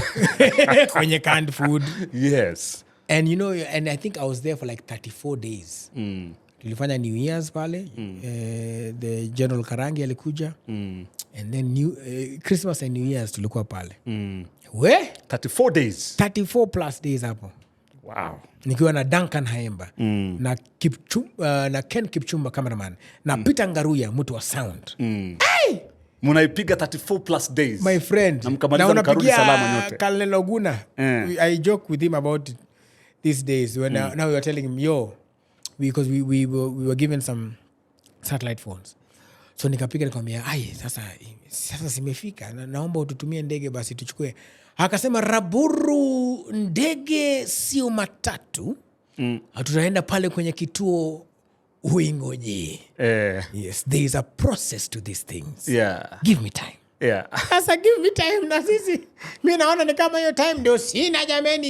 It might be my time to relocate. To relocate. So nichukueni kabla. Yes. But I give big respect to the entire fraternity. I think we learned a lot about even what they take, what it goes through, their mentals, what the sacrifices they make. We had chats with them in the evenings about family and how what it means to have some people at home and what it means for the family. Imagine any phone call you get. A family. Did you have a family then? No, I didn't have a family then. Bado ulikuwa ni kapera. Yeah, I think that's why I was ready to go because they said nani atakwenda Somalia. Unatumwa tu haraka haraka. Hana majukumu huyu mtumeni. Somalia, South Sudan, America. But my dad kept calling Farida. Alikuwa anapigia Farida sasa wewe uko na mtoto? Mbona usitume wako? Mbona unatuma mtoto wangu mimi? It was quite. Then you got married. Yes. First marriage ilikuwa ni Maria. Yes. When was that? 2017. 2017. 2017. Yeah. 2017. Was it 20? Yes, 2017. Bado mnatia story na Maria? 2017. Maria kuna mambo yake sasa. She's a law-abiding free citizen. Law-abiding? Free citizen. Because I used to see you guys how you celebrated. I remember when you lost your daughter, right? Yes, my daughter. Adana. Yeah. Kwa nani? Adana, yes. I remember you used to translated to mean birthday yake. Daddy's girl. Yes. Adana means daddy's girl. Yes. Daddy's girl. I used to see you posting sometimes. Pia namuona akiposti pale. Yeah. That one is a forever memory. That one you can never... I can't take away from her, and my respect for her is based on the fact that Alibeba, my child. That one is you forever. Yeah. And I remember you said one day that you will always be a father of 3. Yes, you're a father of 3. Yes. And first one is Adana. First one is Adana. Then now my boy Mali. Yeah. And Yara. Yeah. Yes. 2 beautiful. Yeah. Hao watu wamebadilisha maisha yangu bana. Like na kuonaga ukicheza nao sana ukiingia home nini. They have changed my life completely. And sometimes I even ask myself, I didn't know. Sometimes naangalia I'm like, I thought nimefika kiwango like this is my end capacity of love. I don't think you can love more than this. Yeah. But then I look at them and I'm like, man, there's more. There is more. And more always keep coming. Yes. Wow. Yeah. Was that one of your lowest moments in your life, in your entire life? Yes. Would you say that? Yeah. That is the lowest moment in your entire life. My entire life. That was the lowest moment. Those hours there because I was in the room as she was pushing and holding the baby after and trying to call her name Adana, and there's no sound. It's just like namshika tu hapo. Cold baby. Yeah, that was sidhani anything will ever fika that. Yeah, I think that was the lowest. I lost hope in everything. Wow. Humanity, in God, everything. At that point, I was almost like I was looking at myself from a third person. It's like, like it's like you're watching yourself live. You don't Yeah. even imagine that you're going through it. And for a long time, even going through, because it was in Nairobi Hospital, even passing by, I remember in 2020, when we had gone to now get the COVID vaccines, COVID screening. Yeah. We were at Nairobi Hospital, and I remember I was with Patrick Igunza, and I passed by. There's a chair out there that I think when I had just gone through that experience in the delivery room, and they had taken the baby and told us, unfortunately now we have to take the baby to the cold room. And then now I had to go to the car to pick now stuff for Maya to change and everything. Yeah. So I picked the car, but then I stopped at that bench. Yeah. And I just sat there and nikaangalia juu nikasema, okay, right, God, you win them. Yeah. I don't know what it is you wanted to show me, but for now, me and you, Yeah. we don't exist. At this time, no. Yeah, we don't exist because I don't think somebody could be this cruel Yeah. to do this to another person. Yeah. And nikakaa hapo for a while and because that time, bro, my feet were cold for some reason, and then I had pain. And even later when I went to that room, now because we had to go, I remember the late Bishop Alan Kuna came, and we had to go and see the baby in the cold room. And I think after all that, it wasn't still registering to me per se. My body was reacting, like I was weak, I couldn't walk, I was feeling pain, but my tears and everything, hazikuwa sana. But then that day, now I went for that test, you are COVID. Nilipita tu kwa hiyo bench, like casually, bro, just passing by, because there was a Java there. Yeah. Nilipita tu hivi. Oh my, like you see the way I was feeling. You're cold, nini. Yeah. I felt the same thing. And I broke down. I remember Gunza we were with the Gunza katurn tu akaniona Yeah. nimekaa kwa hiyo bench, I broke down, and I think all the crying I didn't do there. Yeah. Yes. I did there. Yes. Nililia, bro. And then I was like, That was after what? How many days? it's like 2019. Then now COVID imekuja 2020. 2020. Some months. It was months. I'd just actually gone back to work. And then now we were now being mandatory COVID testing. screening and stuff. Yes. Yeah. So that one, and I think, for a long time, even after that, because I was in the cold room, hata kwa supermarket tu nikipita kwa fridge, like I would shake. I would start shaking because I remember that was the only thing I would get. And that's the only time actually I even got a chance to take a picture of Adana at that point. Okay. Because I was like, I don't think I'll see her again after this. Yeah. So I have the picture. I occasionally look You still at have it? I still have it, yeah. I look at it occasionally. Okay. Just because I never forget. And alikuwa nanifanana sana. Yeah. Okay. Yeah. All right. And we always joke about the Raburu nose. Yeah. Alikuwa nayo. Yeah. And so it was such a, hey bro, I don't know, man. I don't think I'll ever get over that. Hey, maze.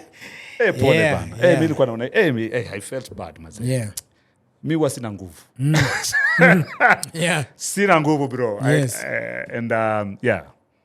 Yeah. But it's I just advise everybody goes to it. Please go for therapy. If You can. did? I did, yes. Okay. Yeah, please go for therapy. Have somebody to You went with Mari ama peke yako? we did together, and then pia kando. Okay. Yeah, because I guess people also grieve differently. Yeah, it's true. So you need to It's true. you need to talk to somebody about how you are feeling specifically before you can even show up for somebody else. Yeah. Yeah. You know, you're reminding me of a story when I lost my mom. I know this is different, but when I lost my mother in 2019, she battled cancer Pole sana. and she died. Mi ndo nilikuwa namhost nyumbani kwangu. So akidai nilikuwa niko pale. So of course nikaita ambulance nini, wajua achukuliwe, lakini ambulance ilifika akawasha dai. So the same ambulance nikaitumia tukaenda cold room. Shaona. So of course hiyo kitu imenipiga lakini najaribu kucontrol hali. Unajua boy child. Unajua boy child again. So I'm trying to imagine. Unajua hiyo boy child, hiyo kitu ya boy child. Yes. So na control hali, family, nini. Ni aje sasa hiyo kwa hapa. After hapa sijui someone has to come nini. Then we have to organize funeral nini. Hizo vitu zote. Then uko pale, una organize nini. Home, Taita, kila kitu. Until the last day, paka mnamshukisha chini, watu wana mourn, nini. But you see, unataka ku make sure watu wamekula. Yes. So you're still like on work mode. Uko work mode, bro. Yes. Bro, kuna siku nilikuwa narudi home. Nikaja paka nikapaka pale kwa nje pale kwa parking ya kwangu. So alikuwa anakaa kwa guest room. Which guest room iko hapo kwa parking. Where you park, window iko tu hapo. Ya guest room. Nelelea. It is after some time, And then nilikuwa nasikia song ya Sauti Sol. Ile song ya Christmas. Kuna song yao walimba na Asige, Crystal Asige. Yes. Ya Christmas. Then I remembered Christmas na made na nini. Hiyo siku ndo nafikiri nilimoni yangu yote. Yeah. So I mourned alone inside that car. I think hiyo nilimaliza. So nakuelewa kabisa. It happens. It gets you anytime, anywhere. Yeah, for me, even before I used to do my show 10 over 10, I used to park the car, cry, go do the show. Na make sure nimevaa shades. Nafanya show vizuri, wabebe, rudi kwa gari, nalia, naenda nyumbani na kunywa. Because I'm trying to forget. But really what's happening is you're just putting a pause button on it. It's because once ukiamka tu hivi, it's back with you again. That feeling it's just, and then what you're saying is true because unatoka hospitali, you're trying to make sure that let's everybody get home okay. And at that time, my parents were also on the way. They were just landing from America. They're going to see my siblings. So they're coming, expecting, by the time tunafika mtoto atakuwa we are ready, let's go. So I'm still planning for them to pick over at the airport. I'm dealing with this. She's in pain as well. And for some reason at that point pia haikuwa imeregister kwake sana. Still hopeful. It was like we're in a dream. So when people are coming and telling us sorry, I'm like, that's what, okay. So planning, okay, do we bury? What do we do? What happens? All these things. Until the time sasa now when you're leaving the hospital, umekaa kwa gari, you are realizing, you're looking at people going home with their babies. I'm like, how come I have all this stuff, by the way, I still have the nursing pillow, tuko nayo bado, basins, nini, diapers, everything you're prepared with. You're just loading them in the car with nobody. Then now the drive home. There's traffic. Then you get home. Luckily, I sent my family members ahead to remove because now we were making the room ready. So I told them, go fold back the coat. Go for the bassinet. Is a bit to fold. You see? Weke. So by the time you're getting home, then unafika home, hauna hata nguvu. I remember we have a family tradition where we get home, we pray. Tulifika, tuliwacha wazazi wetu wakiomba pale. Because to us at that point, you're like, unaomba mse mwenye ametuchukulia mtoto. Sisi wacha si tuende tukalale. But over time, I think I doesn't, for me the song was, I used to play my daughter, because Maya was light skin, right? So me, I used to say, mtoto atatoka black kama mimi. So Beyonce had that song, Brown Skill Girl. So that's the song that every time I used to play it hapo, karibu na yeye hapo hivyo. Every morning, by the way, throughout the pregnancy, most mornings I used to play that song. So whenever that song would play, people use it for different things. But me nikisikia tu hivi, even today if I hear it, I have to kind of stop. Because I played it daily. And then the picture and the preparation and everything, and even the therapy. But the pain, it doesn't go. And I don't know, my biggest thing is I think now I'll probably need help. I don't know how one day I'll tell my son and daughter that, by the way, you have a sister. Possible sister. One day. Yes, one day we'll have to. Probably even show them the photo. Yes. And then when they understand now what it means and what at the right time. At the right time. Because I'm sure one day watamuka wasome, Dad, you're saying father of 3. What's going father on? Of 3. Where's the third one? Where's the third one? Yes. So, but I think it's been what helped, and like you said, boy child. And so we're taking too much time, but what really helped was that other men Yeah. also now came through and telling me, hey, bro, I've been dealing with this thing, and we are 100% not discounting the fact that the ladies do feel it tougher because they have the signs, right? Because even after the loss, you'll still get your breast milk inatoka. Yes. You're still healing from the wounds. Yes. All these things. So it is definitely nerve-wreakingly painful for the ladies. Yeah. And then also for the men, because they had the hopes, the aspirations, they were there with you through the process. Yes. And so sometimes people discount the feelings of the men and just say, just be strong. Kuwa pale. And then also you as a man, your default setting is, hey, let me be strong for this person. And it's right, justifiably so, be strong for this person. But I think you need to find outlets as men to talk about it, to go through it, take your drives, do what you gotta do that is not also leading into something new. Because that time is dangerous. Ukianza kukunywa your time, you can end up being an alcoholic. It's true. Yeah. It's true. Yeah. Alafu at the same time, pia the therapy you're talking about. I mean, if you can do it, just do it. Do it. Itakusaidia. Itakusaidia. Isho lazima iendelee. So, after that, did it affect in any way your relationship with Maria? I think In any way? I think it had to. I mean, it happens to a lot of people as well. It's a delicate process to deal with grief, any sort of grief. Whether, It's true. like you're saying, whether it is a child, any loss that your partner faces, it's a very delicate time for both of you. Yeah. So it is a time that you really have to be sensitive to each other and sensitive to this, basically the situation. Yeah. Yeah, it's very, very sensitive moment. Sasa hapo it's like your hearts are as is it brittle, they say, as glass. Yeah. Mukotu, it's Mayai. mayai. Yeah. Very, very sensitive. It's like you're actually, so umeshika hizi mayai, to use your example, then you're uko deep in the heart of like the roughest road you can think of. Yeah. So you're juggling. And it's only this, easy to umeshika kama mayai tano, and you don't want any to break. That's how I can equate it. It's a rough time, very delicate, It's not one of the causes why you guys separated. I wouldn't say it is, but in hindsight, could it have been dealt with slightly better? Definitely. Yeah. All right. If probably she would still be there, you guys would probably be together. What, the Adana? I'm saying if yes, for example. Well, I normally don't like to think about whether Adana would be there or not, because then you're inasumbua my memory of her. Sawa. Iache bro. Umeelewa. Naielewa bro. Asante. Naielewa bro. Asante sana. Ache ikae. Yes.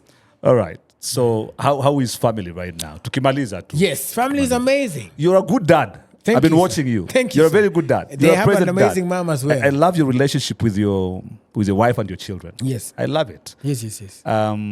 What can you say about parenthood?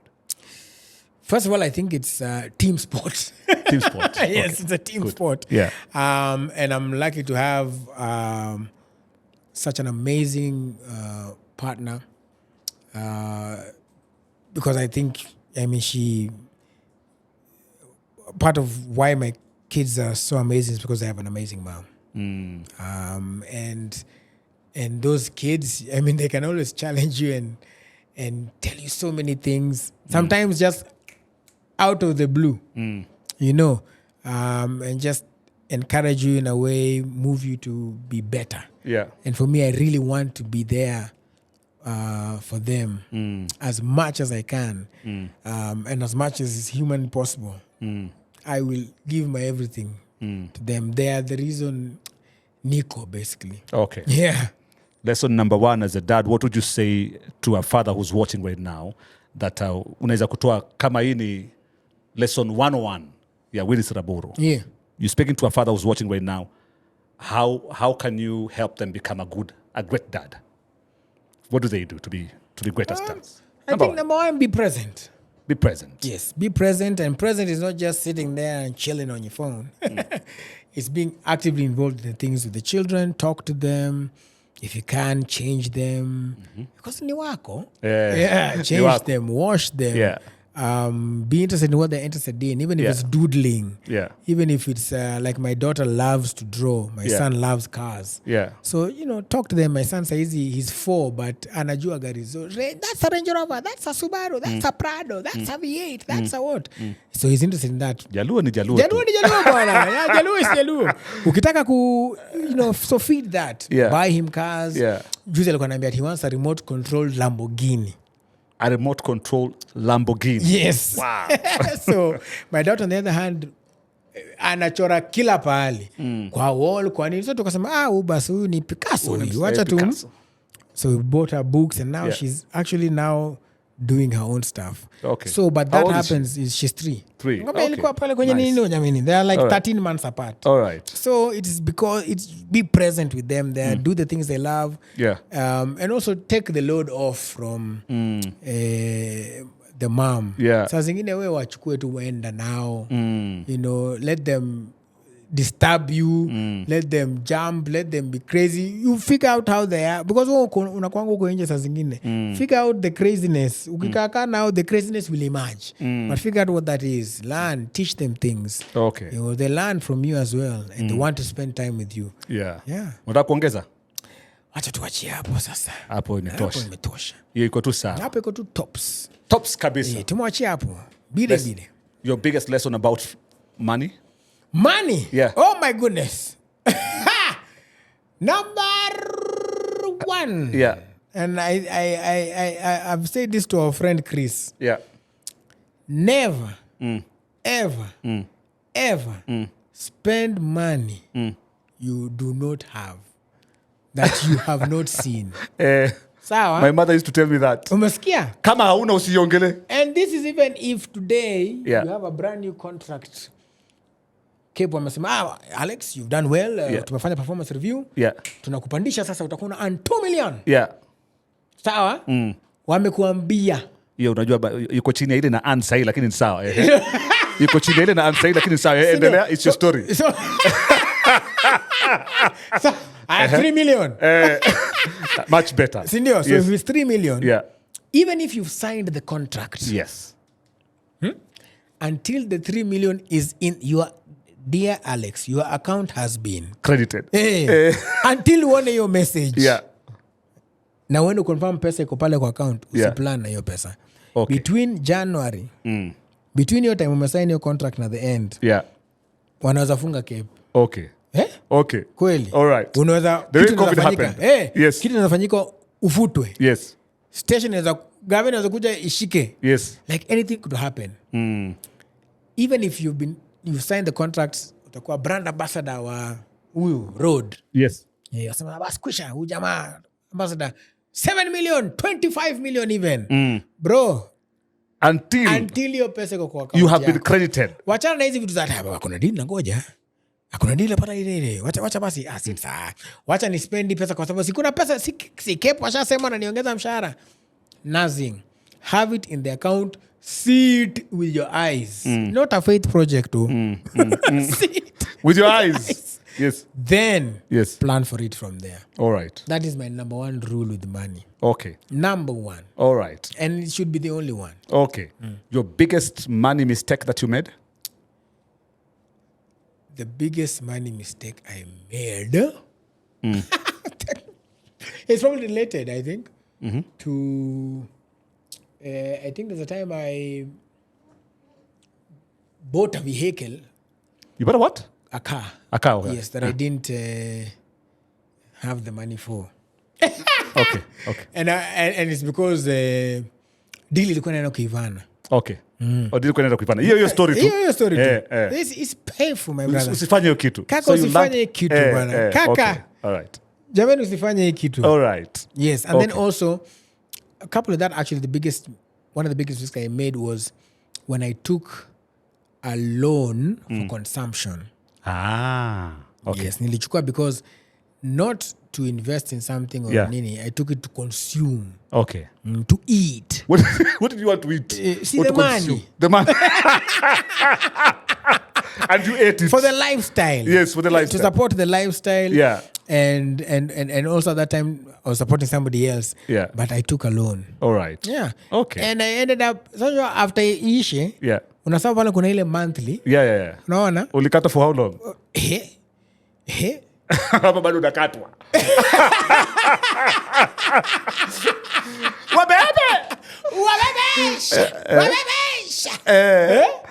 Wacha nikwambie bro. Nimekupata Those kabisa. are Last one. lessons, My producer yes. is telling me 1 minute. Last one. This is Willis Raburu jamani.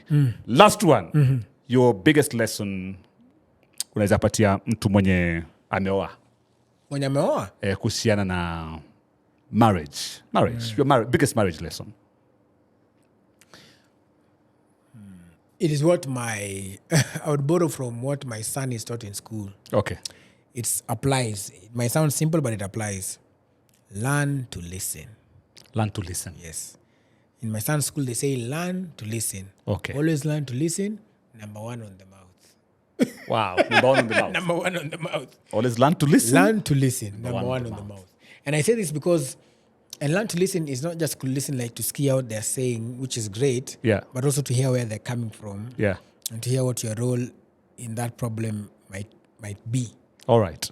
Yeah, so you listen to what they're saying and what they're not saying. Okay. So they could be saying that, we don't talk anymore.